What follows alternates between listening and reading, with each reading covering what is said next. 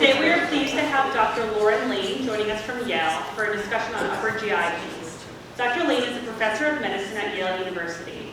He received his medical degrees from the University of California, Los Angeles, where he stayed on for his internal medicine residency. He completed his fellowship in gastroenterology at UCSD. Dr. Laine is a former professor and chair of the American College of Gastroenterology Association.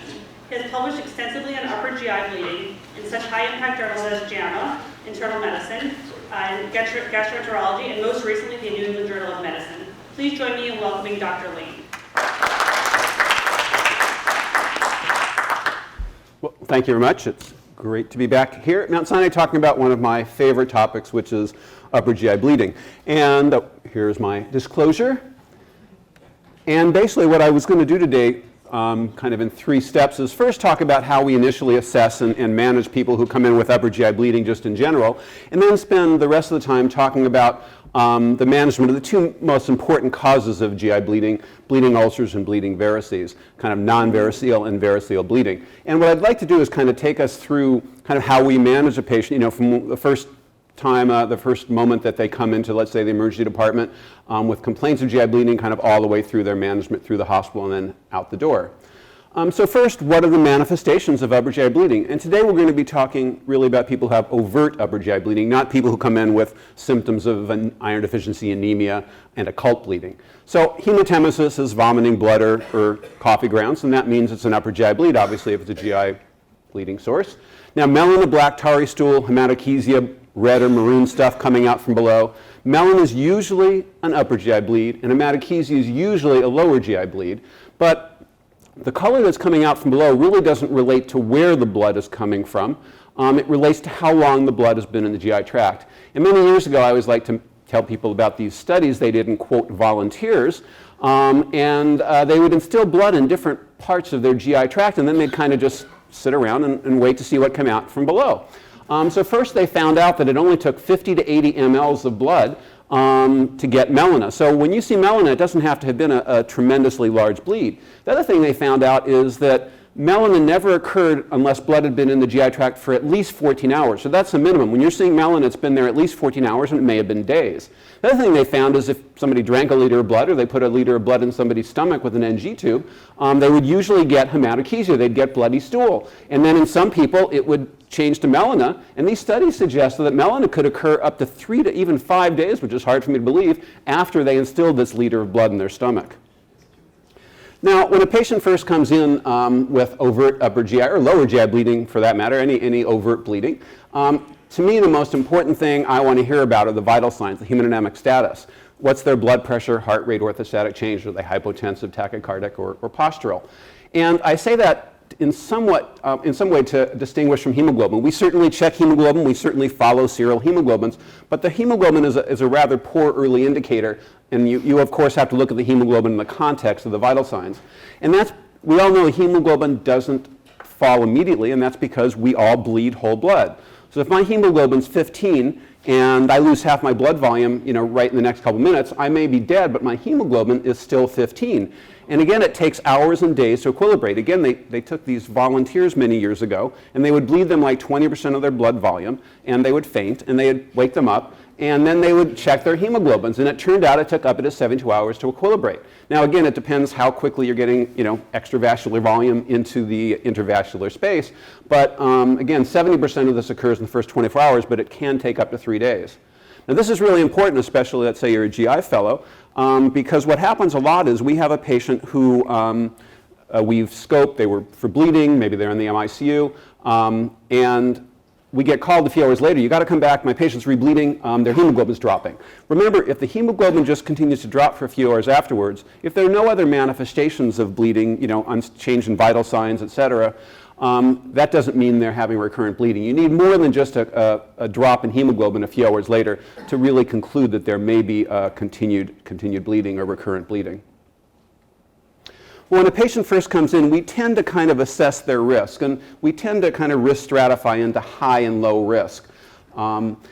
Probably the simplest characteristics, I think, are these from a study from the UK many years ago, because there's just really 3 important characteristics I initially think about, and they're kind of intuitive, and they're shown here. One is related to the severity of the bleed, and two are related to the patient, kind of host factors. So if the patient has tachycardia or hypotension, if they're older, and if they have comorbidities, these are the three most important things that actually predict outcomes, such as death and further bleeding. So if you're less than 60, you don't have comorbidities, and your vital signs are stable, your mortality is on the order of 1 in 1,000. But if you have all of these things, then your mortality goes up quite markedly. Now, we're told to kind of risk stratify, and one of the reasons we might do that is we can decide what level of care they get. Do they need to go to the ICU? Can they go to the ward? Maybe you can discharge them right from the emergency department. But unfortunately, most of the risk stratification tools that we use aren't perfect or aren't absolutely reliable for an individual patient. They're not good enough to kind of tell us a definite yes, no in terms of the risk of the patient. Now, probably of all of them, and don't memorize this, of course, but probably the best of all the risk assessment tools is this one called the Glasgow-Blatchford score. But it's a little bit complex. It includes laboratories, vital signs, and a few historical features, and it goes from 0 to 23. Now, again, I'm not suggesting you have to know this or incorporate it, although some people have suggested you should. The reason I show this is it's probably the best of the risk stratification tools, and although I said that in general these risk stratification tools aren't quite reliable enough, there is kind of one exception, and that is for identifying the very low-risk patient. There are a number of studies now, and I've mentioned the two largest, 2,300 and over 3,000 patients. The last one was one we just published in the BMJ actually this year. And what they show is if you have a Blatchford score of only 0 to 1, that may represent 20 or 25% of the patients presented in the emergency department, and the positive predictive value for having no need for transfusion, no need for intervention, and then no mortality is on the order of about 98%. So some have suggested that if you have this kind of ability to predict low risk, it may be reasonable to discharge them from the emergency room with outpatient management without even doing an endoscopy. Let's move on. You've got your patient. You've decided they have a GI bleed. You want to resuscitate them, and a big question that comes up all the time is blood transfusion. This is probably old news now, but bottom line is a restrictive transfusion policy is preferred to a liberal transfusion policy. Before this study in the New England Journal, there had been a lot of studies, including others in the New England Journal, in other settings, and these all showed that a restrictive policy was non-inferior, was probably about as good as a more liberal transfusion policy, but they actually hadn't shown it was better. What's fascinating about this study is they actually showed that if you use 7 grams per deciliter as a hemoglobin target for transfusion, you actually had improved outcome. Here, very important outcome, death. So this group showed that if you use 7 grams versus 9 grams per deciliter as a transfusion target for packed red cells, you could decrease mortality. In addition, there was less further bleeding. So you improve bleeding and you improve mortality by restricting transfusion to those whose hemoglobin were less than 7. Now, there are some kind of fine points here. If you have established cardiovascular disease, you probably want to use a threshold perhaps of 8 grams per deciliter. And if somebody's hypotensive but still has a hemoglobin above 7, remember that when they get their intravascular volume repleted, their hemoglobin is going to drop. So you don't wait until somebody who's hypotensive gets below 7 before you start transfusing them. Well, you've got your patient, you've started resuscitation. Is there any medical therapy you should give right away in the emergency department?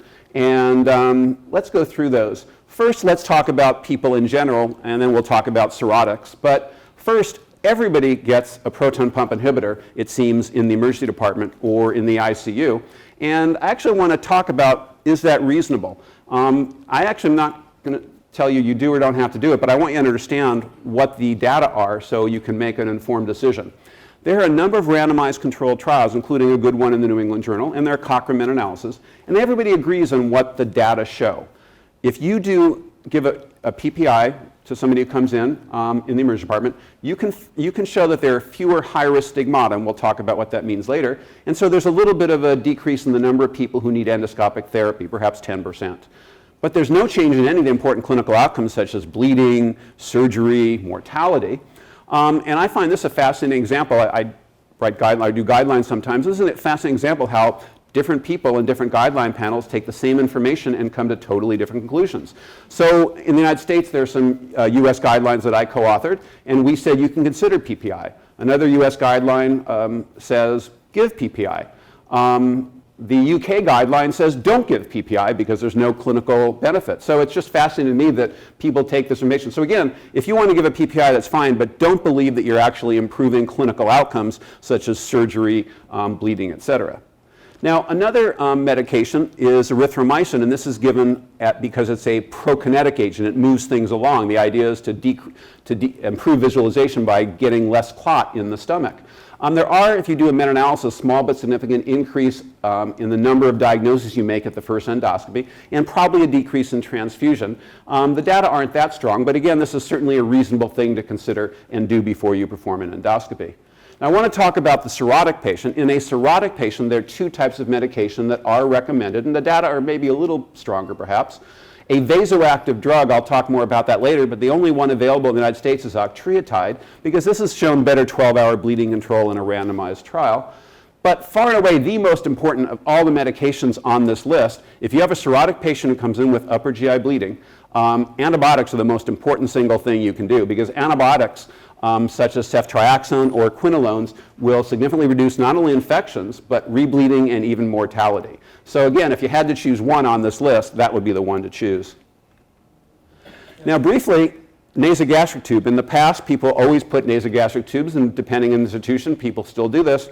The bottom line, just to summarize a fair amount of information, a nasogastric tube and lavage is not needed for diagnosis, for prognosis, for visualization, or for therapeutic effect. So I would not suggest it is necessary in a patient who comes in with upper GI bleeding. Now, you've got your patient, you've resuscitated, you may or may not have given some pre-endoscopic medication. Most people who have an upper GI bleed probably should get an endoscopy, not everybody, but almost everybody. And the question, of course, is when they should get it, perhaps. If you take everybody who comes in with an upper GI bleed, it's been recommended by a number of groups that you should do this within 24 hours. And that's based primarily on observational studies that tell us we can decrease the length of stay and the need for surgery. But remember, I said we often like to stratify high risk and low risk, so there may be differences. So if we have low risk patients, those who have normal vital signs, no comorbidities, we recommend doing as soon as possible in a non-emergent setting. You wouldn't come in the middle of the night, but in routine hours, you would do it as soon as possible. And that's really more for financial than clinical reasons, because there are a couple of randomized trials that tell us that you scope people early, you can actually lower costs because you can identify around 40% of the patients who actually have low-risk endoscopic findings and can be discharged home. So again, these people will do fine if you send them home immediately after endoscopy, and you can decrease costs. Now, on the other hand, the high-risk patient, people who have decreased blood pressure, increased heart rate, they have underlying comorbidities, especially such as cirrhosis, it's recommended by some that you do it as early as 12 hours. And actually, the national and international guidelines from liver societies suggest cirrhotics should be scoped within 12 hours. There's not great information, but some subgroup analyses and some observational study suggest you may be able to decrease transfusions, hospital stay, and even mortality in one study if you scope them within 12 hours. You don't want to scope them too early, though, because you want to make sure to resuscitate and stabilize them. There's an interesting study from Copenhagen will be published soon. Actually, in Denmark, it's a law, a national law, that everybody with peptic ulcer bleeding needs to be reported to a national database. And they found that people scoped within the first few hours actually may have increased mortality. So you don't want to scope people too early before they're properly resuscitated. Well, you've got your patient, they've got an upper GI bleed. What are the likely sources of upper GI bleed that you will find on your endoscopy? And this is a kind of a compilation of different studies, and I would suggest ulcers are still the most common cause of upper GI bleeding, accounting for perhaps 50% of patients who are hospitalized with upper GI bleeding. Now, the number of patients bleeding from ulcers, the proportion of patients bleeding from ulcers, has decreased in recent decades, but it's still the most common cause. Varices are the worst thing to be bleeding from, other than perhaps gastric cancer, because people who have varices have higher rates of rebleeding, hospitalization, and mortality. Mallory-Weiss tears are probably the only other important cause you need to know if you're not a gastroenterologist of major upper GI bleeding.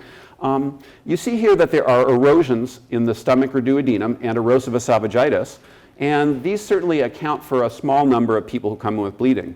But by definition, erosive esophagitis or erosive gastropathy or gastritis or duodenitis cannot cause major bleeding for the following reason. If you remember back to anatomy, there's 4 layers in the GI tract, 3 in the esophagus. And it turns out that An erosion is a break in the superficial most layer, the mucosa. And so when you have an erosion, you only have a break in the mucosa. And there are no blood vessels in the mucosa, so you can't, by definition, get major bleeding. That erosion, that break, has to break into the submucosa or deeper to get into blood vessels that can account for major bleeding. So again, erosions can't really cause major bleeding by definition. And then, of course, we have a number of other less common causes of bleeding, neoplasms, a number of vascular lesions I won't bother you with right now. So let's talk about management of bleeding ulcers. This is kind of representative of all non-VARICEAL sources of bleeding, and the most information is available for bleeding ulcers. And one of my themes has always been, although we use those clinical factors I talked about earlier to decide how we manage people and when we do endoscopy, once we do endoscopy, the endoscopic features we identify are really key to assess risk and guiding our subsequent management decisions. So I'll take you through different appearances of ulcer bases. This is a clean-based ulcer. You see here this white-based depressed lesion here in the stomach, the best thing to be bleeding from. Here are flat pigmented spots. We see these little kind of red dots here. This is what's called an adherent clot. This is the ulcer base down here, this kind of white-based thing. And this kind of raised irregular eschar blob is what a clot looks like. This is a non-bleeding visible vessel in an ulcer base. This is a very large, deep ulcer.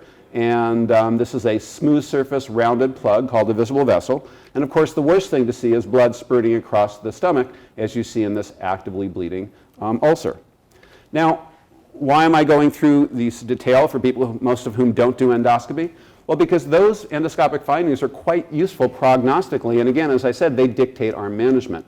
This is from an old article many years ago, but what we found, if we want to use, if we look at people who have these findings and don't get endoscopic therapy, just get conservative medical therapy, and we want to use major further bleeding leading to surgery, we see that those people who have visible vessels or active bleeding have a very high rate of major bleeding needing surgery, about 35%. On the other hand, we see these people with clean bases have virtually no likelihood of that. And for that reason, many years ago, we and others suggested that if you have a clean-based ulcer and you have no other reason to be in the hospital, you can be discharged home right after endoscopy. And then these flat spots and clots are a little bit intermediate. Clots are kind of bad, but not as bad as these things. So these people are hospitalized, but again, don't have quite the same risk as these people over here.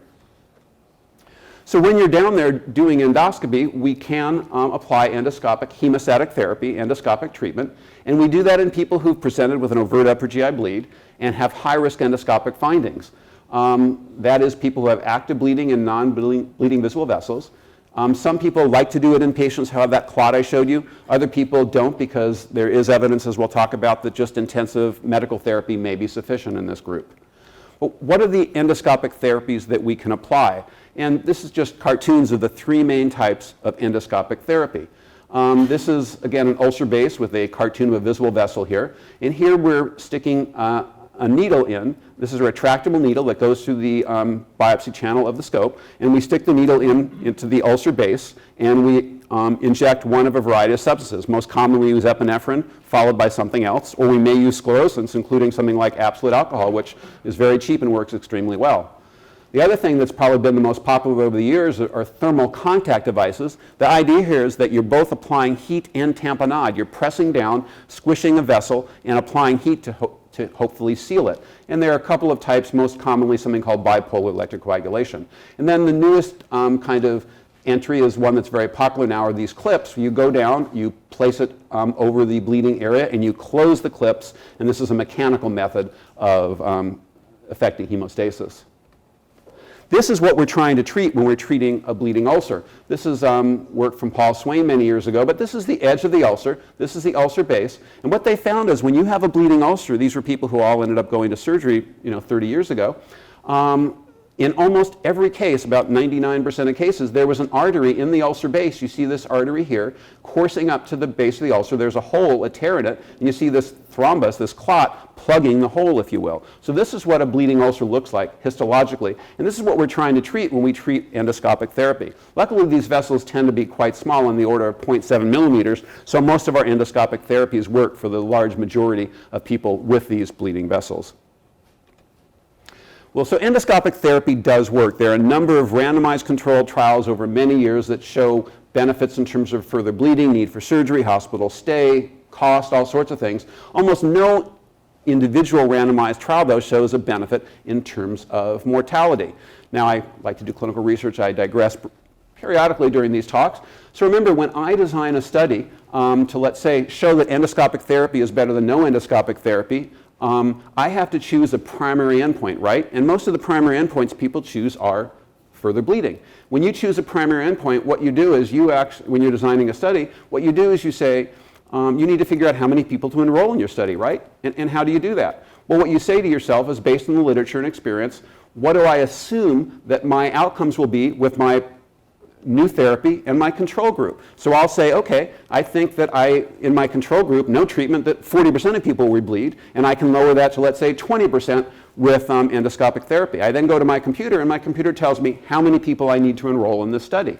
So most studies that are done, if they did a sample size calculation in those days, to document further bleeding. Now, mortality is a far less common, a much lower incidence outcome. So you wouldn't expect studies that were powered, sample size was determined on the basis of further bleeding, to document a benefit in terms of mortality. And none of these studies do. So that is a situation where perhaps a meta-analysis is reasonable to do. And this meta-analysis from many years ago that we did does show that not only things like further bleeding and surgery, but mortality as well is significantly lowered with endoscopic therapy. Well, let's talk about anti-secretory therapy, anti-acid therapy. Everybody gets anti-acid therapy after they get treated for their ulcer bleeding. Does it make sense? Remember, I showed you that artery with a hole in it. Does it make sense that some anti-acid therapy will actually help with that hole in an artery? Well, what's the hypothesis? Why do people suggest you should give PPI, and why do they suggest you should give really high-dose PPI? Well, there are a number of studies many years ago, kind of experimental studies, and frankly, it's not clear they're applicable, but they showed that clot formation and stability require a very high pH, frankly near neutrality, near 7. And again, these were experimental studies of platelet aggregation and coagulation studies.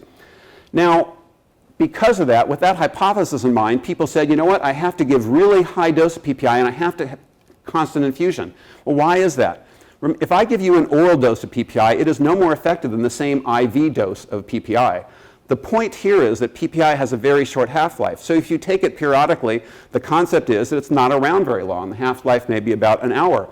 And that may be okay when I'm trying to treat reflux and get a pH just to the order of 4. But remember, if I want to have 1,000 times more inhibition, a pH of 7, the concept is every time one of these proton pumps comes online, I need to have medication in the bloodstream, if you will, to inhibit it. And that was the concept behind high-dose, constant infusion PPI therapy. But there's an alternate hypothesis, and we've been interested for a long time. Will intermittent PPI therapy work as well? Could you get by with just a pH of 4 to 5? Because there's other experimental evidence that suggests that the real issue may be pepsin, which is produced in the GI tract, and pepsin will cause clot lysis and platelet disaggregation. And if you want to inhibit pepsin, you only need to get the pH up to about 4 or 5. So the real question that's been, are you able to achieve a similar outcome with intermittent PPI to this continuous high-dose IV infusion? Now let's look at the data. This is a meta-analysis we did some years ago, and what we found is even after endoscopic therapy in high-risk patients, when you look at randomized trials of PPI versus placebo or no treatment, adding the PPI to the endoscopic therapy was significantly better for further bleeding, but importantly, it also lowered the need for surgery and even lowered mortality. This is the basis by which guidelines have recommended high-dose, constant infusion PPI after you do endoscopic therapy in patients with bleeding ulcers. But in that same meta-analysis, we found that intermittent PPI did seem to be better for further bleeding. There weren't as many studies, and there wasn't a difference for surgery and mortality. So we decided a couple of years ago with our fellows to do an evaluation of whether we could get by with intermittent versus continuous IV infusion in high-risk bleeding ulcers. This would actually be very useful because the concept where you don't need to have a constant infusion, you could just give them periodic oral or IV PPIs. So again, to digress a little, remember our hypothesis, I should say, was that intermittent PPI should be non-inferior to continuous infusion PPI.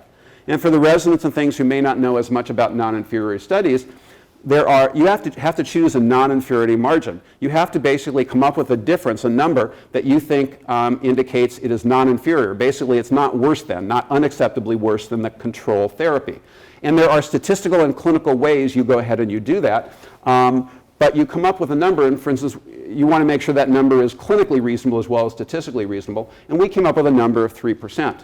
But remember, when you do a non-inferiority study, you're not actually looking at the difference between your new treatment and your control group. You're looking at the upper bound of the 95% confidence interval of the difference between the two. So it's a much more rigorous thing than just seeing if there's a difference of 3% between your new treatment and your control. So let me just give you two examples to try to explain what I'm trying to say. Let's say I do a study, and there's a 0% difference between my new treatment and my control, but the 95% confidence interval goes from -5 to +5. This 5% is above 3, I would not conclude that's non-inferior. Let's say I do another study that's bigger, and same outcome, right? 0% difference, exact same outcome, but now confidence intervals are tighter, -1 to +1. Now I conclude that this is non-inferior. So what did we find when we did this study? Well, we found, remember, 3% was what we were looking for. It was actually slightly below 0, the upper bound of our confidence interval. So when we see this, all of them were well below our upper bound of the confidence interval. Therefore, we were able to conclude that intermittent therapy was non-inferior, looked similar to continuous infusion PPI. So to summarize, medical therapy in a patient who had a bleeding ulcer, if they came in with these higher risk findings, we give intensive PPI for 3 days. Older guidelines have said the IV bolus continuous infusion. We now believe that you can get by with intermittent therapy, even oral. So we would give an 80 milligram bolus, and then I would give 40 3 times a day or 80 twice a day, but still you can get by with regular. After that, you give PPI twice daily for the next couple weeks, and then you can go to once daily. If you have those lower risk findings, you can just give regular oral once daily anti-secretory therapy. Now, let's say you've done endoscopic therapy, you've given the right medical therapy, and they have a recurrent bleed. What do? Well, you repeat endoscopic therapy. A good study in the New England Journal some years ago showed that if you did that, about 75% of the time you could rescue the patient, if you will. No need for further therapy. They would be discharged. And that occurred with less hospital stay and fewer complications. If they have recurrent bleeding or further bleeding after the second endoscopic therapy, then we do either surgery or increasingly around the world, interventional radiology with transcatheter embolization. And finally, for ulcer disease, probably most important to most of you is not what you do in the hospital, but what you do afterwards. Because if you have a patient with a bleeding ulcer, you may get them out of the hospital, but they have a very high rate of recurrent bleeding in the next 1 or 2 or 3 years if you don't assess the underlying etiology of the ulcer bleeding. So we again look at what's the cause of the ulcer, and then we try to treat them appropriately. So the main causes of bleeding ulcers are H. pylori and NSAIDs. So if you have an H. pylori associated ulcer, you treat them with H. pylori therapy. At least 4 weeks after therapy is done, you document cure with either a stool test or a breath test.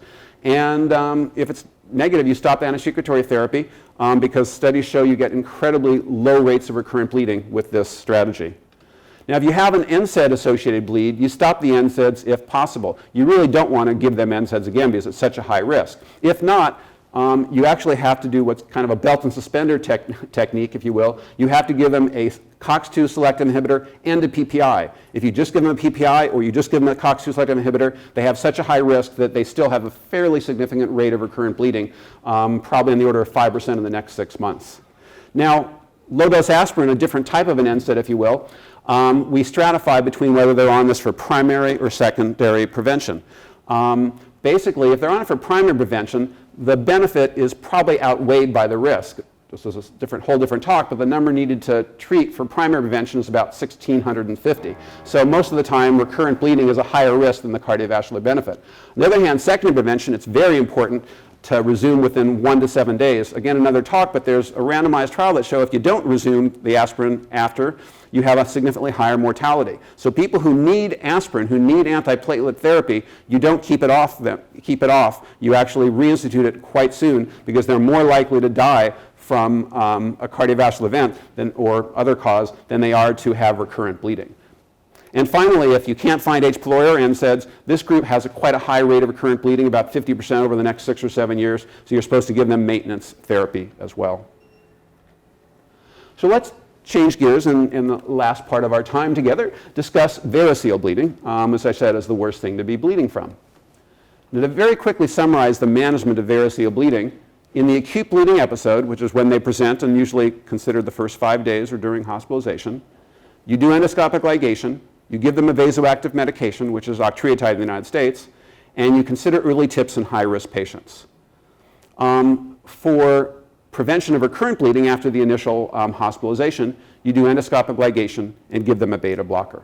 But let's go into some data to support these things. And before I do that, though, frankly, the most interesting thing to me in the cirrhotic patient is this whole discussion of coagulopathy and thrombocytopenia. And I apologize to any hematologists in the audience about my discussion of that, but I think this is something that really is not well accepted.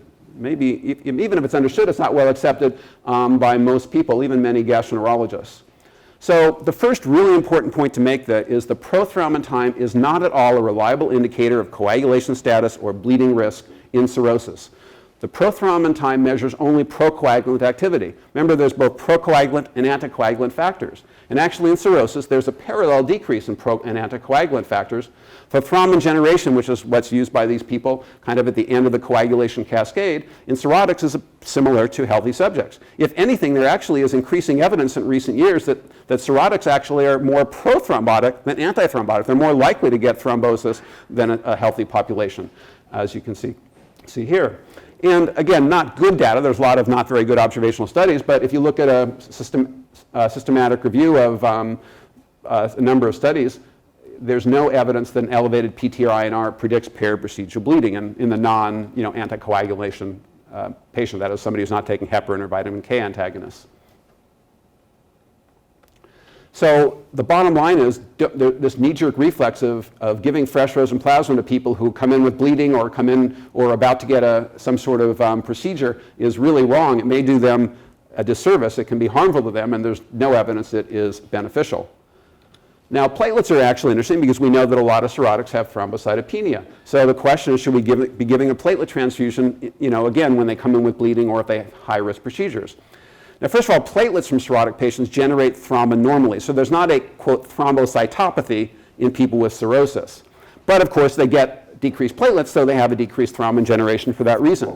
And experimental studies have suggested that the 56,000 is the number at which you're at the 10th percentile of control value. So this is the number below which people say you have decreased platelet function, if you will. And this is the rationale for platelet transfusion at around this level, whether it's 50 or 60 or whatever.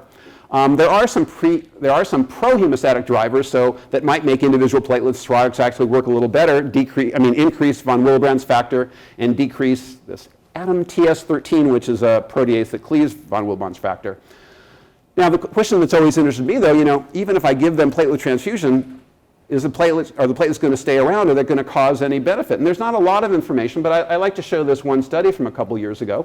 And this is a group of cirrhotics that got a pre-platelet transfusion and then 1 hour post-transfusion of platelet concentrate. And what we see is that platelets went up a little, but they didn't go up to a level that's really of great utility. Thrombin generation didn't go up, and thromboelastography, which is a way that people measure different clotting function, if you will, it again went up a little statistically, but it still was well below what you need to get to have useful effect. So again, I have no problem with giving platelet transfusion, but I think we have to have a concern: how much good am I really doing when I transfuse these thrombocytopenic cirrhotic patients? So let's get back to managing our acute variceal bleeding episode. And the two types of treatment that we have are endoscopic and medical therapy. This is a picture of a varix that has a band around its base, you can see here, and we're looking through the endoscope. And medical therapies that are used for acute management are splanchnic artery vasoconstrictors, terlipressin, which is a cousin, if you will, of the older drug vasopressin, and somatostatin and analogs. Again, the only one we have available in the United States is octreotide. Others are available elsewhere in the world. So both may be effective, but the bottom line is the combination is more effective than either alone. And this is just one older study that clearly documents that ligation plus medical therapy with octreotide has less further bleeding than does ligation alone. The difference in mortality, however, was not significant. Now, what about TIPS for acute variceal bleeding? We typically think of TIPS, and I'll explain that for those who don't know what it is, for kind of rescue therapy, but doesn't have a role for people who present acutely with variceal bleeding. First of all, in case some of you don't know what TIPS is, it stands for Transjugular Intrahepatic Portosystemic Shunt.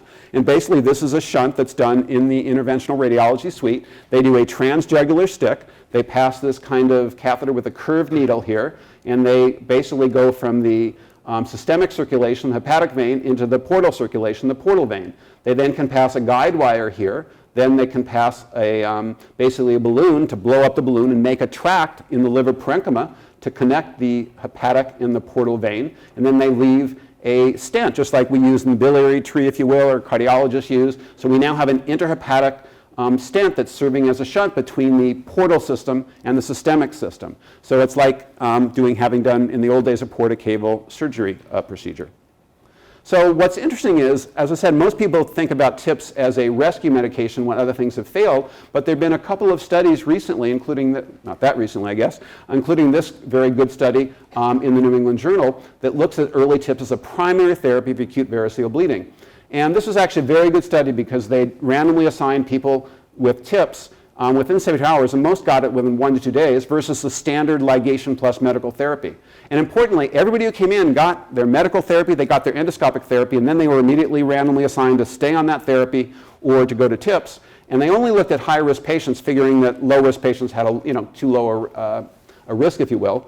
And what they found is there were significant decreases in further bleeding and mortality. And I just want to show this to you. This is actually bleeding, and this is survival. And what's very dramatic to me is within a very short period of time, within the first few weeks, there was a dramatic difference, and that difference really just stayed over a period of months. This is over 2 years. But to me, the key is that you get an acute benefit in terms of less further bleeding and less mortality right away in this high-risk population. So this has really put that on the map. Now, a lot of people say to me, even some people at Yale would say, yes, but if we do that, there's a much higher risk of developing encephalopathy. We know that when you do TIPS, people can have an increased risk of encephalopathy. But that was not the case in this study or other studies that have looked at this. Apparently, because you're doing so well with them in terms of their bleeding, for whatever reason, perhaps their liver compensation is lessened, they do not appear to have an increased risk of encephalopathy, which I think is very important when you're thinking about whether to do TIPS in these somewhat high-risk cirrhotic patients. And prevention of recurrent variceal bleeding? Well, once you get them out of the hospital, it's recommended you do endoscopic ligation therapy. Generally, you do this every 1 to 2 weeks until their varices are eradicated. And then every 3 to 6 to 12 months, you bring them back to make sure their varices remain eradicated on endoscopic visualization.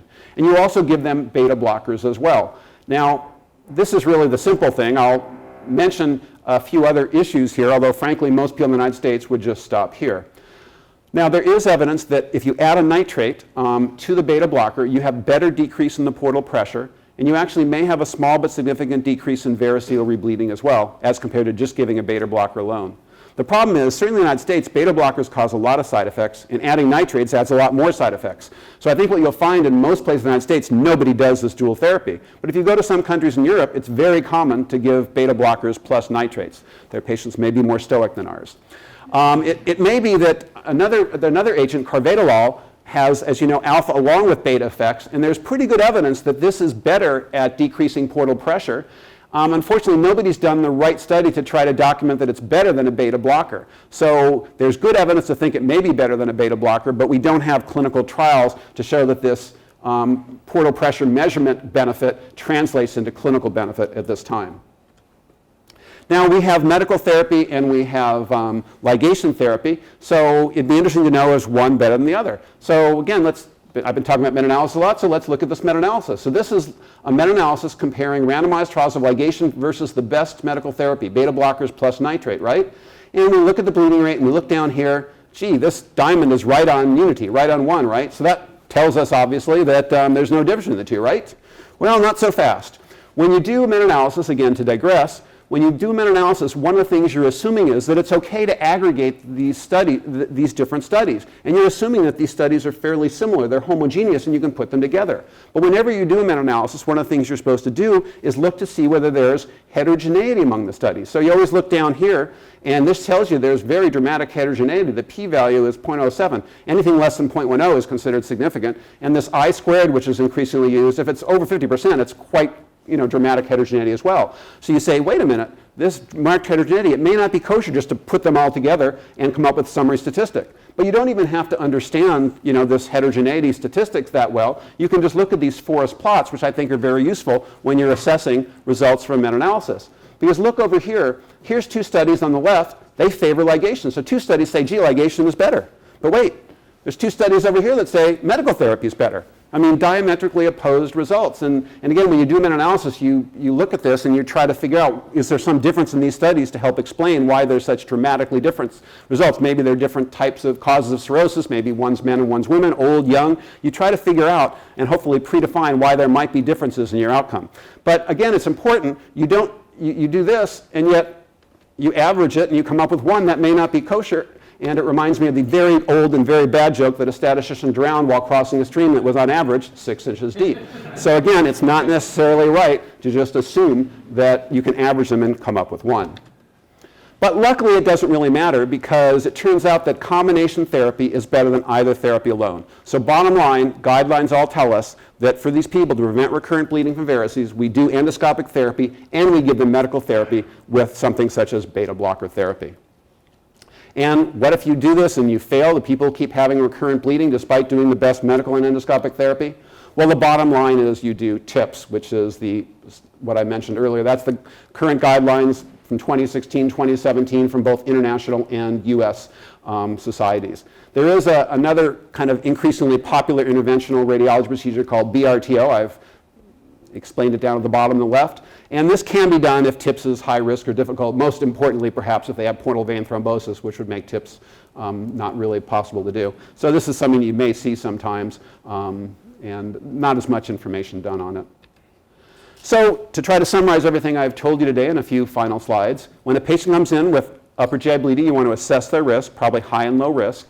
You can consider erythromycin or PPI. The only time I think it's mandatory is if somebody's not going to get endoscopy, then you should give them a PPI. In a cirrhotic, you should give octreotide. Let me make the point, they should not be on octreotide and PPI. Somatostatin is as potent an inhibitor of acid as is PPI, so you don't need to give them both, but you should give them an antibiotic as well. An NG tube is not required, and you should do an early EGD within 24 hours. Low risk, it's good to do it early to lower costs and get them out of the hospital. High risk, earlier may improve outcomes, but it's not definite. For the ulcer, you want to do endoscopic therapy and repeat for rebleeding. We give intensive PPI. Again, in the past, it's been bolus followed by constant infusion, but you, I believe, can now get by with bolus followed by intermittent oral or IV PPI. And we treat only the high-risk lesions, as you can see here. And if 2 endoscopic tries fail, then you go to interventional radiology or surgery. And finally, as I've just told you for varices, in the acute bleeding episode, you give octreotide for 2 to 5 days. Again, you give antibiotics, as we mentioned, endoscopic ligation, but you consider it TIPS early on in a high-risk patient. To prevent recurrent bleeding, we do ligation to eradicate varices and give long-term beta blockers, and then we move to TIPS if there's a failure of medical and endoscopic therapy. Well, I really appreciate the invitation to visit you again and talk about my favorite topic of upper GI bleeding. Thanks for your attention. If there are any questions or comments.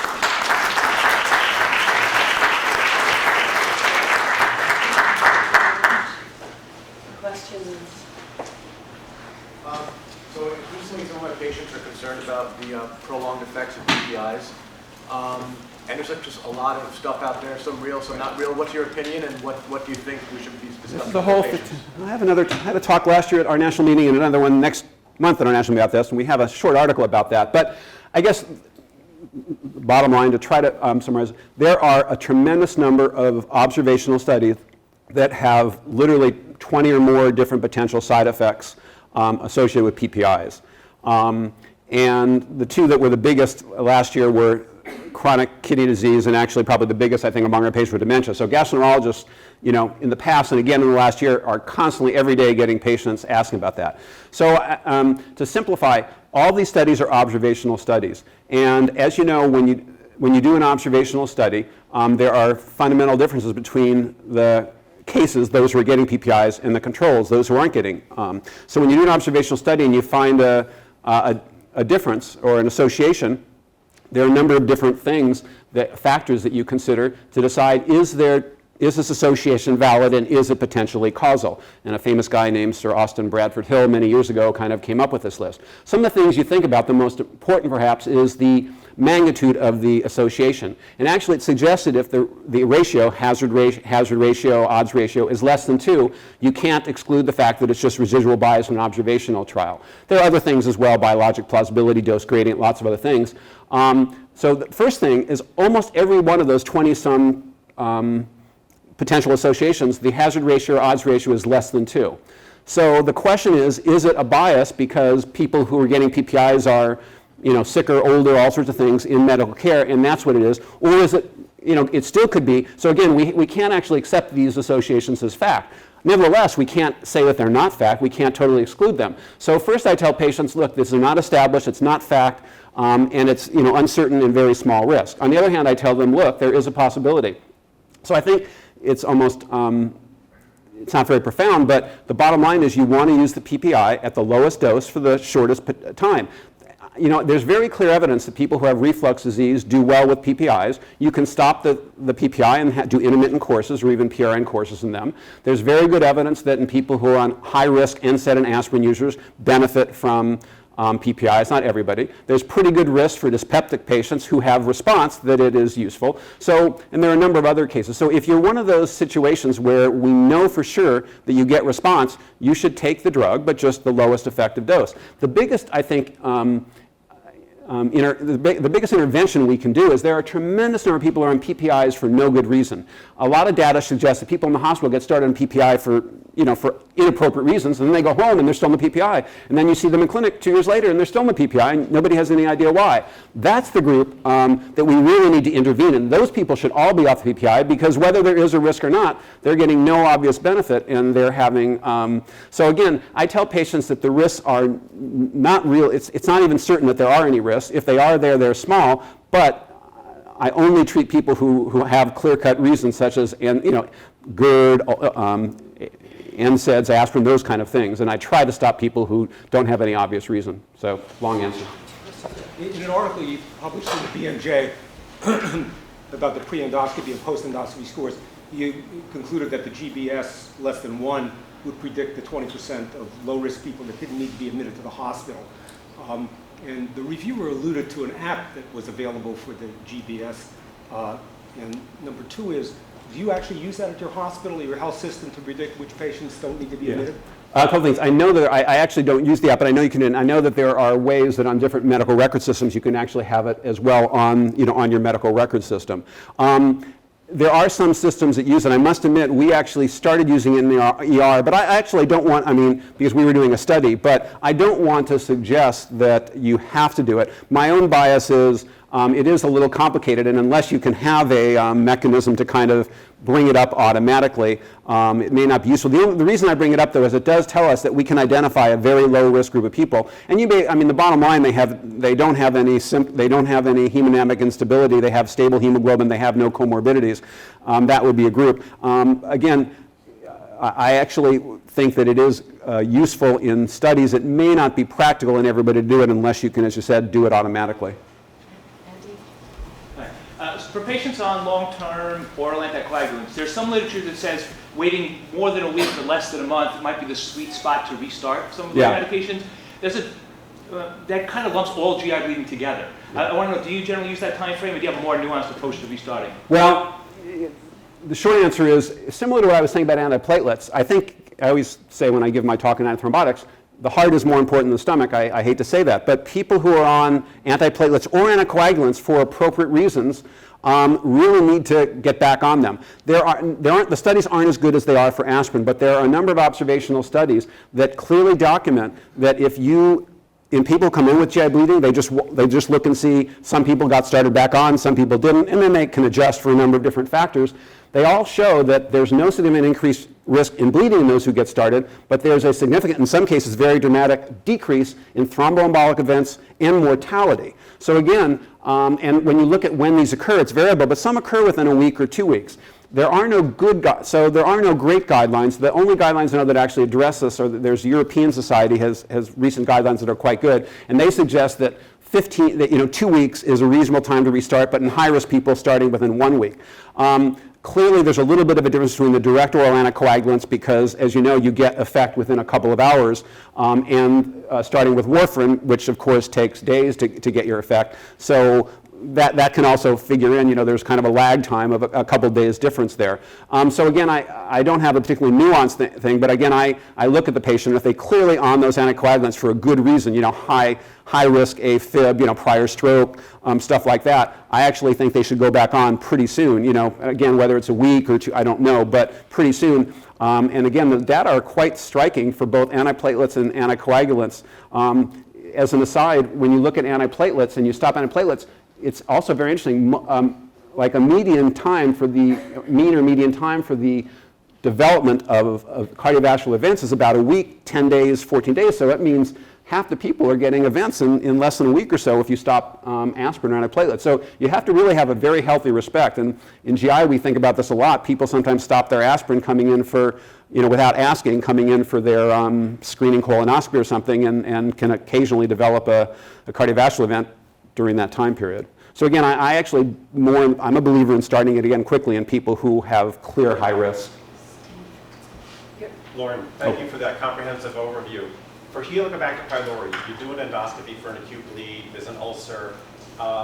If you want to document the H. pylori status on the patient, a lot of endoscopists are nervous about doing biopsies when somebody's actively bleeding, which I think is nonsense because it's a tiny little piece of tissue. Yeah. Can you rely on serologies? Should we make sure that people are doing biopsies? Yeah, I agree with you. I think it is nonsense because unless the patient's hemodynamically unstable and you need to get out. Again, remember when you're doing H. pylori biopsies, you're not biopsying, it's a different question whether you should biopsy it, but you don't have to biopsy the ulcer. You're biopsying normal-looking gastromucosa, and it literally takes 1 to 2 minutes extra to do at most. So I actually believe you should do it, and there's a couple reasons. One, you want to have the best, in a bleeding patient, it's really important to know if they're H. pylori positive or negative, more so than if they're dyspeptic or have other things. So it's crucial to identify that. Two, you get actually benefit from histology if the HP test is negative. You can look at histology because sometimes the HP test is negative, they've been on PPIs, but they have inflammatory cell infiltration of the gastromucosa, and that actually tells you they have H. pylori even if you don't find it. So I find it very important. Serology is not worth really, I think, looking at it. It has a fairly poor sensitivity and specificity.